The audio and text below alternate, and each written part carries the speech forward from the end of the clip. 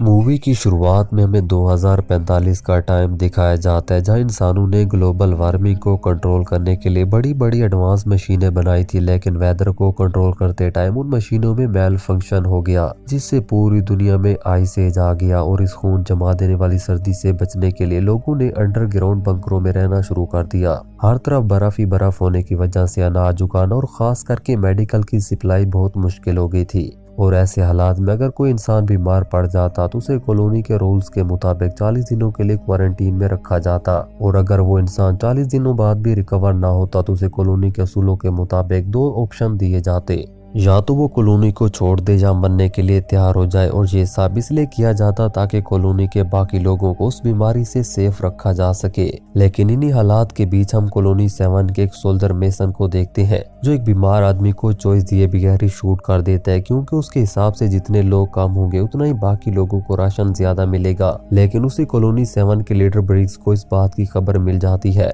और वो मेसन को लास्ट वार्निंग देता है कि वैसे कामों से बाज रहे। इसी बीच हम सैम और उसकी गर्लफ्रेंड को देखते हैं, जो भी तक गर्म जगह की तलाश में होते हैं ताकि वहां पर अनाज उगाया जा सके और अंडरग्राउंड बंकरों में ना रहना पड़े, जिसके लिए सैम की गर्लफ्रेंड दिन रात सैटेलाइट से ऐसी जगह की खोज करती रहती थी। इसी बीच उन्हें कॉलोनी 5 से इमरजेंसी हेल्प का सिग्नल मिलता है, इसलिए ब्रिग्स फौरन वॉलंटियर्स के लिए मीटिंग बुलाता है जो उनके साथ कॉलोनी 5 की मदद के लिए चल सके। सैम और ग्रीडोन नाम एक लड़का ब्रिग्स के साथ चलने के लिए तैयार हो जाते हैं, इसलिए ब्रिग्स अपने गैर हाजिरी में काई को कॉलोनी का नया इंचार्ज बनाता है, क्योंकि उसे मेसन पर भरोसा नहीं होता। लेकिन इसी बीच हम एक आदमी को देखते हैं जो पिछले कई दिनों से अपने फ्लू को छुपाए हुए था। लेकिन मीटिंग के बीच वो अचानक से खांस पड़ता है, जिससे उसकी ये चोरी पकड़ी जाती है और मीटिंग को कैंसिल कर दिया जाता है। अगली सुबह ब्रिग्स ग्रीडोन और सैम के साथ कॉलोनी 5 की तरफ निकल पड़ता है और खून जमा देने वाली ठंड का मुकाबला करते हुए वो एक वेदर मॉडिफिकेशन मशीन तक पहुंचते हैं जो आप कबाड़ बन चुकी थी। इसी तरह सफर करते हुए तीनों कमजोर और खतरनाक पुल तक पहुंच जाते हैं जो बुरी तरह से टूटा हुआ था। उस पुल को पार करते हुए ब्रिग्स गिरने से बाल बाल बचता है। उसी पुल की दूसरी तरफ उनको एक मरा हुआ आदमी मिलता है जिसके हाथ में पिस्टल होता है और उसे देखकर ऐसे लग रहा था जैसे उसकी गाड़ी बर्फ में फंस गई हो, जिससे उस आदमी ने खुद को और अपनी फैमिली को इस बेरहम ठंड से बचाने के लिए शूट कर दिया हो।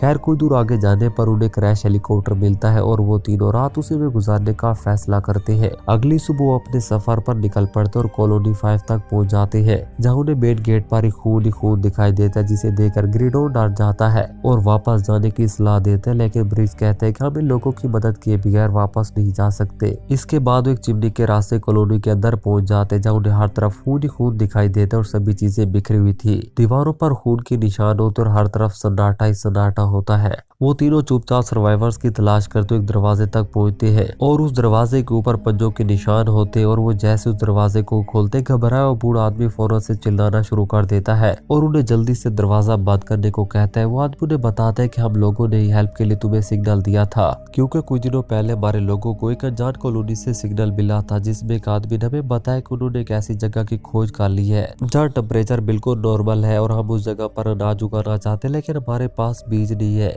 लेकिन इससे पहले वो आदमी हमें अपनी लोकेशन बता पाता कनेक्शन कट हो गया, इसलिए उनका पता करने के लिए हमने एक टीम भेजी, जिसका पीछा करते हुए यहाँ पर कुछ लोग आ गए और पूरी कॉलोनी को बर्बाद कर दिया। ये सुनकर ब्रिग्स उस आदमी को अपने साथ चलने के लिए कहता है, मगर वो आदमी उन्हें बाहर धकेल कर दरवाजा अंदर से बंद कर देता है। और तभी ब्रिग्स को किसी चीज के टकराने की आवाज आती है और वो उस आवाज का पीछा करते हुए एक रूम तक पहुंच जाता है, जिसे देखकर उनकी हालत खराब हो जाती है, क्योंकि वहाँ पर कुछ लोग थे जो मरे हुए लोगों को कच्चा कच्चा खा रहे थे। उन्हें देखकर ऐसे लग रहा था कि वो अनाज की कमी की वजह से कच्चा गोश्त खा खा कर नरबख्शी बन चुके हैं। इससे पहले वो तीनों वहाँ से निकल पाते उन्हें ब्रिग्स और उसके साथियों की भिनक लग जाती है और वो उन पर हमला कर देते हैं। वो तीनों उन्हें रोकने की बहुत कोशिश करते हैं, मगर गोलियां कम होने की वजह से उन्हें वहाँ से भागना पड़ता है और डायनामाइट का इस्तेमाल करके उनका रास्ता रोकने में कामयाब हो जाते हैं। लेकिन वो दरिंदे उनको दूसरी तरफ से घेर लेते हैं, जिससे मासूम ग्रीडोन की जान चली जाती है और सैम और ब्रिग्स मजबूरन उसकी लाश को छोड़कर वहाँ से भाग जाते हैं और बड़ी मुश्किल से चिमनी के रास्ते बाहर आ जाते हैं। बाहर आने के बाद ब्रिग्स चिमनी को डायनामाइट से उड़ा देते हैं ताकि वो दरिंदे वहाँ से बाहर ना आ सके। इसके बाद वो तेजी से अपनी कॉलोनी की तरफ बढ़ने लगते हैं, लेकिन जब वो पुल तक पहुंचते हैं वो खूनख्वार दरिंदे उनके कदमों का पीछा करते वहाँ तक पहुंच जाते हैं। ये देखकर ब्रिग्स पुल की तरफ दौड़ लगा देता है। पुल पर पहुंचने के बाद ब्रिग्स उसे डायनामाइट से उड़ाने का फैसला करता है